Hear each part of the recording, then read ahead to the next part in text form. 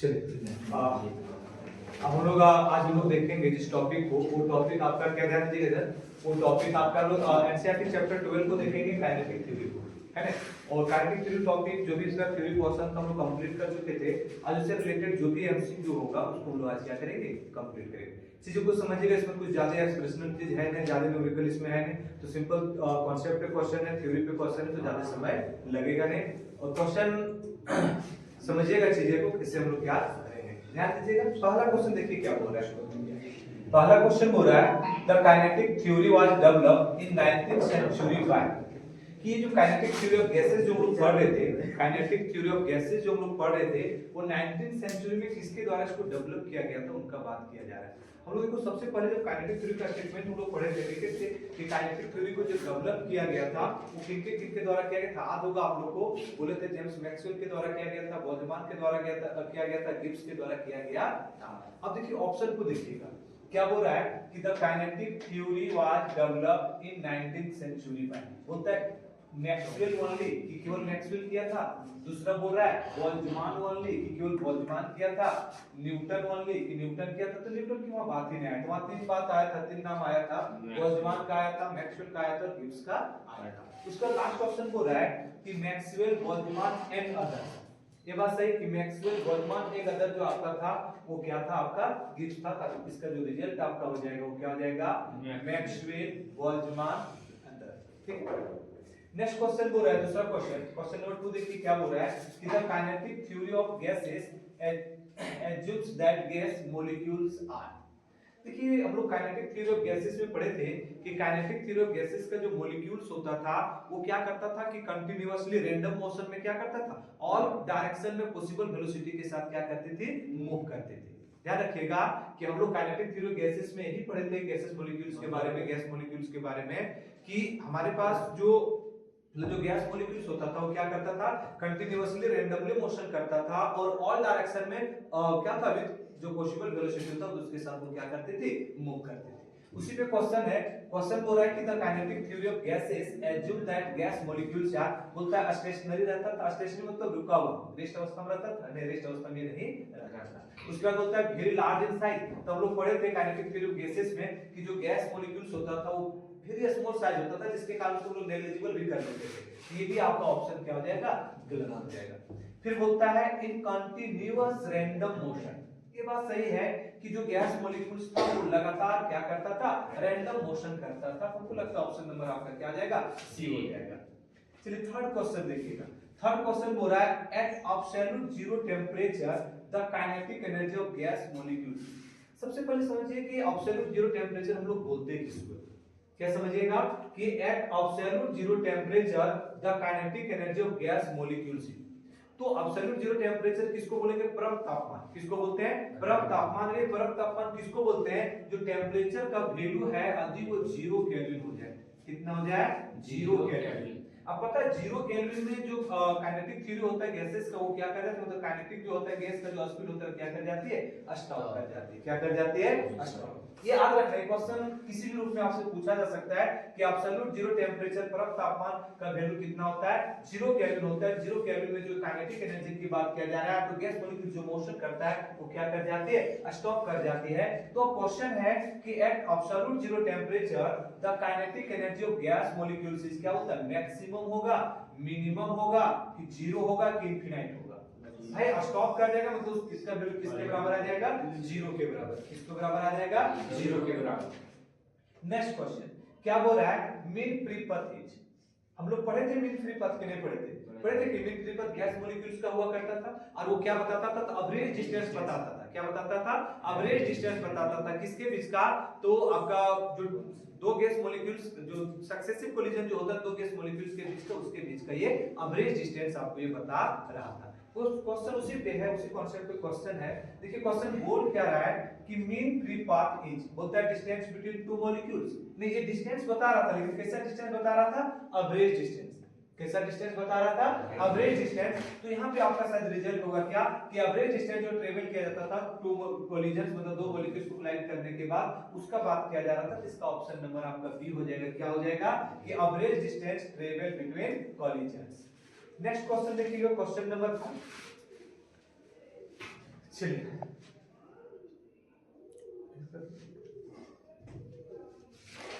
निकालो उसको। अब हम लोग नेक्स्ट क्वेश्चन की बात करेंगे, क्वेश्चन नंबर 5 का। देखिए क्वेश्चन नंबर 5 समझिएगा क्या बोल रहा है, the gas law drives from kinetic theory is.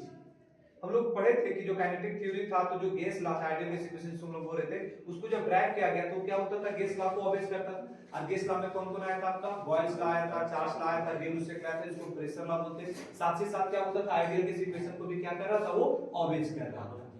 तो अब यहाँ पे बोल रहा है कि the gas law drive from kinetic theory, तो उसका बॉयल्स लॉ की बात कर रहा था, तो बॉयल्स लॉ को भी ऑब्वियस कर रहा था, चार्ल्स लॉ को भी ऑब्वियस कर रहा था, और कहीं ना कहीं आइडियल गैस इक्वेशन को भी क्या कर रहा था, ऑब्वियस कर रहा था। तो इसका मतलब क्या आ जाएगा, ऑल ऑफ दीज। किसका बात करेगा, तो ये चार्ल्स लॉ का भी बात करेगा, बॉयल्स लॉ का भी बात करेगा, और जो प्रेशर लॉ था उसका भी बात करता है, आइडियल गैस इक्वेशन को भी ये क्या कर रहा था, ऑब्वियस कर रहा था। तो काइनेटिक थ्योरी जो ड्राइव किया जाएगा वो किनके द्वारा किया जाएगा, तो चार्ल्स लॉ, बॉयल्स लॉ।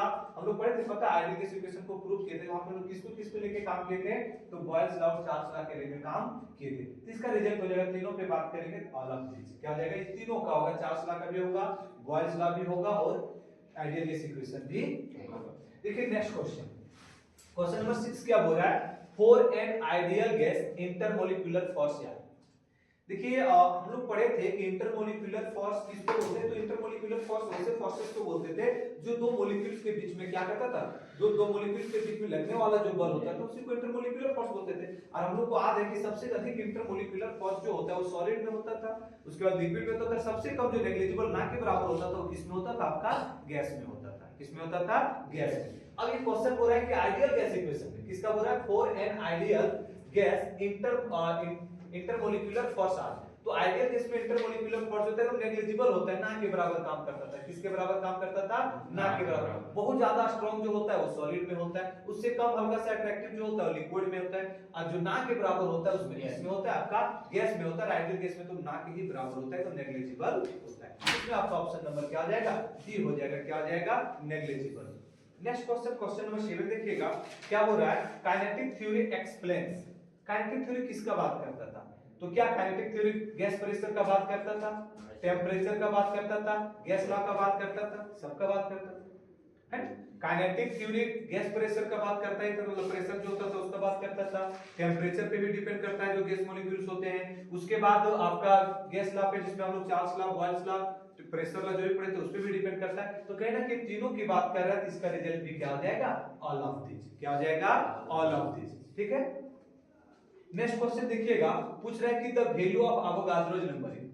तो जो वैल्यू होता था एवोगाड्रोज नंबर का, हम लोग पढ़े थे कि इसका वैल्यू जो होता था वो कितना हो जाता था, 6.022 into 10 के पावर 23 पर मोल, है ना। सर यहाँ पे यूनिट नहीं दिया हुआ किसी में, लेकिन ये पूरा इसका मान हम लोग ये यूनिट ये होता था पर मोल, तो क्या होता था 6.022 into 10 के पावर 23 पर मोल। तो देखिए ऑप्शन किस में आपको नजर आ रहा है, ऑप्शन किसी में नहीं नजर आ रहा, ऑप्शन है किसी में, नहीं है, नहीं है। ये ऑप्शन ही गलत है, ये ऑप्शन हमको लगता है ये ऑप्शन एक में आपको ऑप्शन से ठीक कर दीजिए। क्या हो जाएगा 6.022 into 10 के पावर 23, ठीक है। तब जाके इसका ऑप्शन क्या ले सकते हैं, बी ले सकते हैं। नेक्स्ट क्वेश्चन देखिए, क्वेश्चन नंबर 9 क्या है, gas deviates from ideal behaviour. तो गैस ये जो डेविड्स करता था आइडियल बिहेवियर कब होता था पता है, जब टेम्परेचर लो होता था, प्रेशर क्या होता था, हाई होता था। टेम्परेचर क्या होता था, लो होता था, प्रेशर क्या होता था, हाई होता था। तब ये जो आइडियल बिहेवियर होता था, आइडियल गैस बिहेवियर होता था, उसमें ये ऑब्वियस करता था, तो डेविड्स करता था। तो देखिए पहला दिया high temperature and low pressure, नहीं क्या होना चाहिए, लो टेम्परेचर और हाई प्रेशर। दूसरा क्या दिया है, low temperature and high pressure. तीसरा दिया है कि नॉर्मल कंडीशन होगा। चौथा दिया है कि ऑल कंडीशन। नहीं तो कौन सा कंडीशन होगा, टेम्परेचर लो होना चाहिए लेकिन प्रेशर क्या होना चाहिए, हाई होना चाहिए। प्रेशर क्या होना चाहिए, हाई होना चाहिए। चलिए आगे देखिएगा, आगे दिया हुआ क्वेश्चन नंबर 10 क्या बोल रहा है, the mean kinetic energy depends on. तो जो मीन काइनेटिक एनर्जी होता है किस पे डिपेंड करेगा, प्रेशर पे करेगा, वॉल्यूम पे करेगा, टेम्परेचर पे करेगा, और तो मास पे करेगा। टेम्परेचर पे हम लोग पढ़े थे मीन काइनेटिक मतलब काइनेटिक एनर्जी पढ़े थे, तो किस पे डिपेंड करने जा रहा है, टेम्परेचर पे डिपेंड करने जा रहा है। किस पे डिपेंड करेगा? टेम्परेचर। ध्यान रखिएगा कि मीन काइनेटिक एनर्जी जो है वो किस पे डिपेंड करेगा? टेम्परेचर पे डिपेंड करेगा। नेक्स्ट क्वेश्चन बोल रहा है कि इफ टेम्परेचर बिकम्स जीरो की जगह कांस्टेंट भी लिख सकते थे, है ना, कि इफ टेम्परेचर बिकम्स जीरो आ तो कांस्टेंट, तो बोलता है कि प्रेशर बिकम्स, द प्रेशर क्या होगा, है ना। क्वेश्चन ऐसे होना चाहिए था कि if temperature is constant become pressure, मतलब बिकम प्रेशर, तो प्रेशर क्या होगा। तो ध्यान दीजिएगा प्रेशर बोल रहा है क्या, क्वेश्चन जो है रहने दो, इफ टेम्परेचर बिकम जीरो तब प्रेशर भी क्या हो जाएगा? जीरो हो जाएगा। प्रेशर भी क्या हो जाएगा? जीरो हो जाएगा। क्या है प्रेशर लॉ में देखिएगा दोनों दूसरे का डायरेक्टली प्रोपोर्शनल था, यदि ये जीरो है तो ये भी क्या हो जाएगा? आपका जीरो हो जाएगा। आगे बढ़िए 12वां क्वेश्चन बोलता है which is not assumption of kinetic theory. तो काइनेटिक थ्योरी हम लोग अजम्पशन क्या पढ़े थे कि काइनेटिक थ्योरी जो काइनेटिक थ्योरी ऑफ गैसेस होता है वो क्या करता है? रैंडमली मोशन में क्या करता है? रैंडमली मोशन करता है। उसके बाद क्या करता है? उसका जो साइज होता है वो क्या होता था? नेग्लिजिबल होता था। उसके बाद उसका जो हम लोग क्या बोलते थे, उसका जो शेप होता था, तो जो ये आपका हम लोग जब बात कर रहे थे किसका? काइनेटिक थ्योरी ऑफ गैसेस का, तो उसमें लिखे थे कि वो इलास्टिक कोलिजन करता है, वो हार्ड स्फीयर का होता है, जिसमें इसका अजम्पशन था, इलास्टिक अजम्पशन क्या था कि इलास्टिक कोलिजन का भी घटना होता था, रैंडम मोशन भी करता था, ये साइज में नेग्लिजिबल भी होता था, लेकिन ये एक दूसरे को अट्रैक्ट नहीं करता था। बोलते हैं कि इंटरमोलिकुलर फोर्स को यहां क्या किया गया था? नेग्लिजिबल किया गया था। तो ऑप्शन नंबर आपका क्या हो जाएगा? सी हो जाएगा। नेक्स्ट क्वेश्चन देखिएगा। नेक्स्ट क्वेश्चन बोल रहा है क्या कि at constant temperature pressure increase. बोलता है यदि टेम्परेचर कांस्टेंट है, प्रेशर क्या कर रहा है? इंक्रीज कर रहा है। इफ कब होगा? तो हमको पता, हम लोग पढ़े थे इसमें जब हम लोग बॉयल्स लॉ पढ़ रहे थे, तब बॉयल्स में पढ़े थे कि टेम्परेचर जो होता था वो क्या होता था? कांस्टेंट होता था।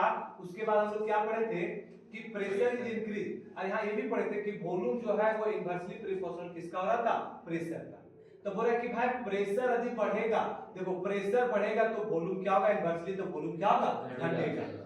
यदि प्रेशर, यदि रिलेशन इनवर्सली प्रोपोर्शनल उल्टा रिलेशन बना रहा है, यदि प्रेशर बढ़ रहा है तो वॉल्यूम ऑटोमेटिकली क्या होगा?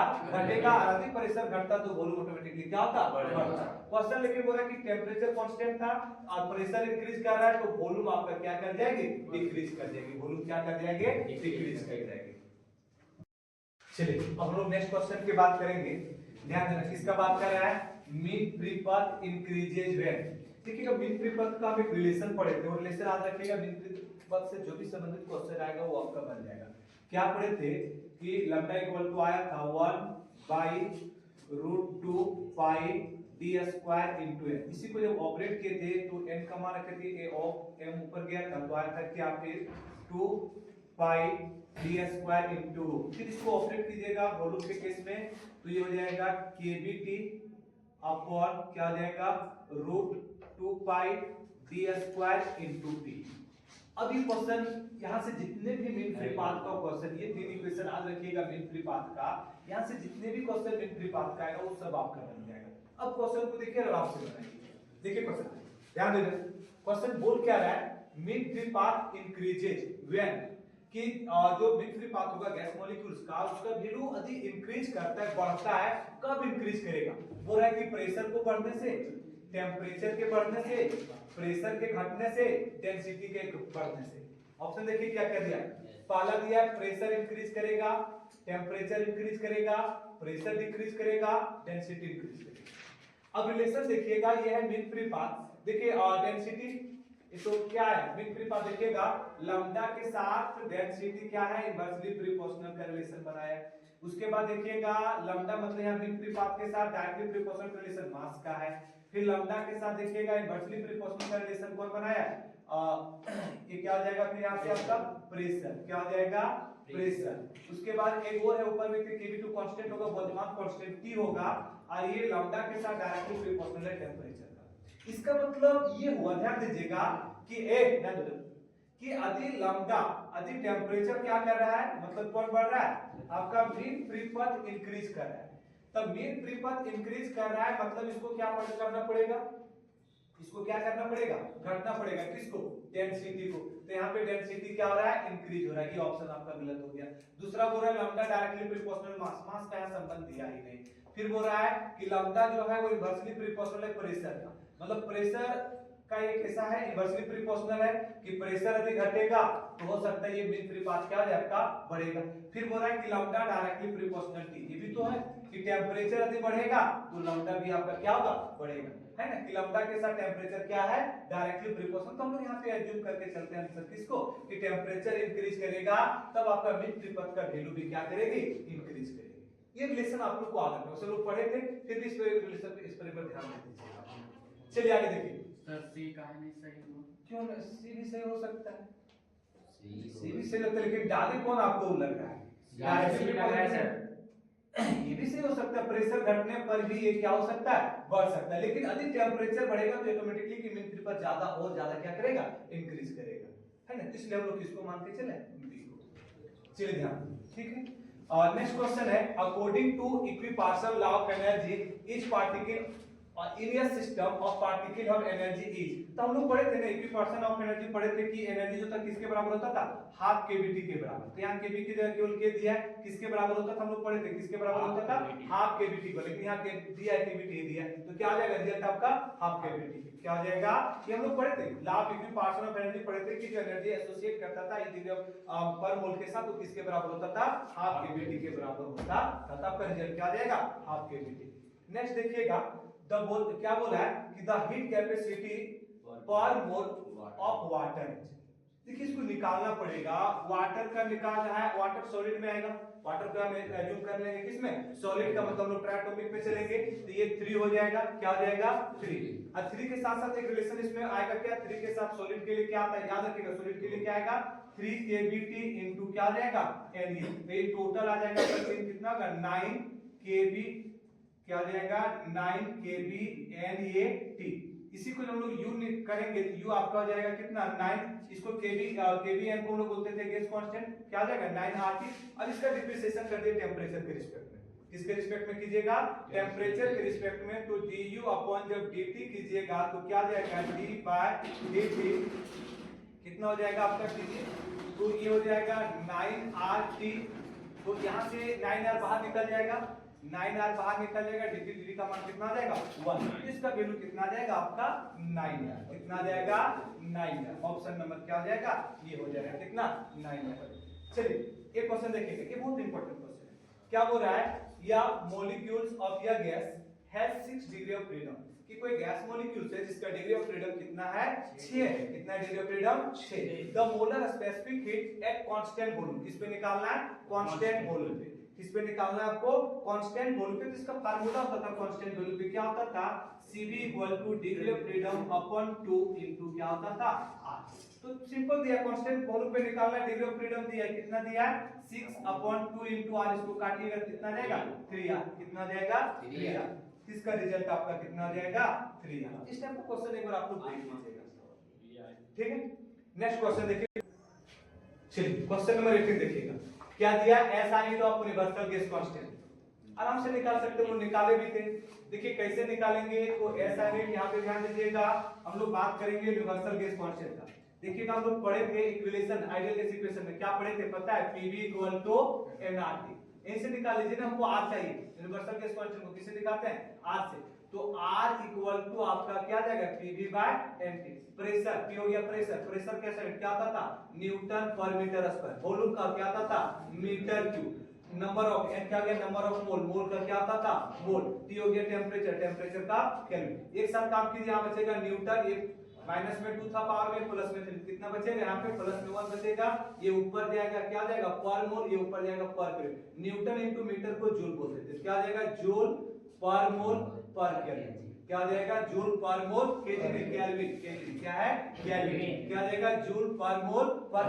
डायरेक्शन भी इसका निकाल लीजिए यहां से, तो जूल का होता था ml² t के पावर -2, मोल का मोल ही हो जाएगा, केल्विन का केल्विन हो जाएगा, तो इसका डायमेंशन आ जाएगा क्या ml² t के पावर -2 पर मोल पर केल्विन। यदि वैल्यू की बात किया जाए, इसका वैल्यू आया था एसटीपी पे निकाला गया था कितना 8.31 जूल पर मोल पर केल्विन। यहाँ से संबंधित जो भी क्वेश्चन है, 3 क्वेश्चन यहाँ से पूछ सकता है कि इसका SI यूनिट क्या होगा। फिर मेरे साथ एक बार बोलिएगा, क्या होता है?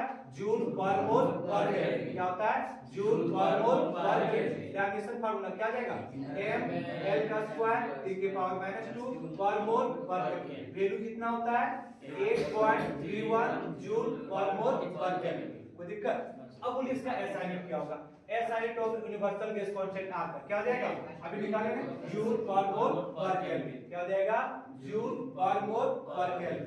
चलिए, फिर है average kinetic energy of the gas molecules is directly proportional. तो डायरेक्टली प्रोपोर्शनल किसका है? यहाँ पे देखिएगा, प्रेशर का है, वॉल्यूम का है, टेम्परेचर का है। नहीं, फिर प्रेशर का नहीं है और वॉल्यूम का चर्चा ही नहीं है, टेम्परेचर के डायरेक्टली प्रोपोर्शनल है। तो क्या आ जाएगा? Average kinetic energy of gas molecule directly proportional किसका आ जाएगा? आपका तो टेम्परेचर का। याद रखिएगा कि किसका आ जाएगा? ये जो एवरेज काइनेटिक एनर्जी होगा या डायरेक्टली प्रोपोर्शनल किसका आ जाएगा? टेम्परेचर का। किसका आ जाएगा? टेम्परेचर का। उसके बाद में इजी क्वेश्चन है कि monoatomic gas molecules of degree of freedom, कि मोनोएटॉमिक गैस मॉलिक्यूल का डिग्री ऑफ फ्रीडम कितना होता था? 3 होता था। हम लोग निकाले थे, निकालने का फार्मूला था F इक्वल टू क्या था? 3n - k। 3 हो गया, n था नंबर ऑफ मोल, कितना था? 1, कॉमन कोऑर्डिनेट कितना था? 0। तो इसको ऑपरेट करने के बाद कितना आ रहा था? 3 आ रहा था। तो याद रखिएगा कि मोनोएटॉमिक गैस मॉलिक्यूल्स का जो डिग्री ऑफ फ्रीडम होगा कितना होगा? 3 होगा। कितना होगा? 3 होगा। नेक्स्ट क्वेश्चन बोला 21, क्या बोल रहा है कि the degree of freedom of diatomic gas molecule. तो इसका निकाले थे, अब तो आराम से निकाल सकते हैं कि F इक्वल टू क्या था? 3 और डा है तो 2 होगा, कॉमन कोऑर्डिनेट 1 होगा, तो 3 2 6 3 2 6 -1 करेंगे कितना हो जाएगा? 5। तो कितना हो जाएगा इसका? 5 हो जाएगा। डिग्री ऑफ फ्रीडम जो होगा डायटोमिक गैस मॉलिक्यूल्स का कितना हो जाएगा? 5 हो जाएगा। फिर बोलता है मीन फ्री पर डिपेंड्स अपॉन, तो किस पे डिपेंड कर रहा है? टेम्परेचर ऑफ द गैस पे कर रहा है, टेम्परेचर ऑफ द गैस पे कर रहा है। फिर बोलता है pressure of the gas, pressure of the gas पे भी कर रहा है कि टेम्परेचर बढ़ेगा तो मीन फ्री पाथ बढ़ेगा, टेम्परेचर बढ़ेगा तो मीन फ्री पाथ क्या होगा? घटेगा। समझ गए? तो अब हो रहा है कि मीन फ्री पाथ जो डिपेंड है वो किस पे करेगा? तो टेम्परेचर पे करेगा, मतलब गैस के टेम्परेचर पे करेगा, गैस के प्रेशर पे करेगा, कि बोथ ये और भी दोनों पे करेगा, कि इनमें से कुछ पे नहीं होगा? तो दोनों पे करेगा। किस पे करेगा? टेम्परेचर और प्रेशर दोनों पे क्या करेगा? डिपेंड करेगा। कौन?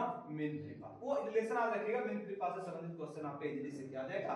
बन जाएगा। देखिएगा नेक्स्ट क्वेश्चन, क्वेश्चन नंबर 23। क्या बोल रहा है? स्टेट ऑफ मैटर, किस अवस्था की बात कर रहा है? पदार्थ की अवस्था की बात किया जा रहा है। That has strongest intermolecular force of attraction is. क्या बोला जा रहा है? बोला जा रहा है पदार्थ की अवस्था में यदि बात किया जाए तो कौन सी पदार्थ की अवस्था है जिसमें अंतर आणविक बल सबसे स्ट्रॉन्ग, मतलब सबसे मजबूती के साथ क्या करती है? काम करती है। तो हम लोग पढ़े थे सॉलिड में, क्योंकि जितना इंटरमोलिक्यूलर फोर्स जितना अधिक दो मॉलिक्यूल्स के बीच होगा वो बॉडी उतना ही कॉन्क्रीट होगा, बॉडी उतना ही क्या होगा? सॉलिड होगा। तो आपका इसका आंसर क्या हो जाएगा? सॉलिड। उसके बाद बोलता है कि the energy of each atom of metal, तो अभी बोले थे कि मेटल का जो एनर्जी होता है वो किसके बराबर होता है? 3 केवीटी के बराबर होता है। किसके बराबर होता है? 3 केवीटी के बराबर होता है। यहाँ केवी नहीं तो केवल क्या हो जाएगा? 3 केवी। क्या हो जाएगा? 3 केवी। लास्ट क्वेश्चन है आज का, क्या है कि द ट्रांसलेशनल काइनेटिक एनर्जी, क्या है? The translational kinetic energy of A gas molecule at temperature T for 1 mole of A gas. पता है हम लोग जब पढ़ रहे थे मोनोएटॉमिक गैस मॉलिक्यूल्स, तो पता है मोनोएटॉमिक गैस मॉलिक्यूल्स के बारे में हमने क्या बोला था कि मोनोएटॉमिक गैस मॉलिक्यूल्स जो होता है वो कैपेबल होता था किस कौन सा मोशन करने के लिए? तो ट्रांसलेटरी मोशन करने के लिए। मतलब ये कौन सा गैस का बात कर रहा है? Monoatomic gas molecules. अब पता है मोनोएटॉमिक गैस मॉलिक्यूल्स में जो लोग निकाले थे टोटल एनर्जी जो आया था किसके बराबर आया था? 3/2 RT का। किसके बराबर आया था? 3/2 RT। इसका रिजल्ट हो जाएगा है पे क्या? 3/2 RT। बस इसमें इतना ही देखेंगे, फिर हम लोग आगे देखते हैं।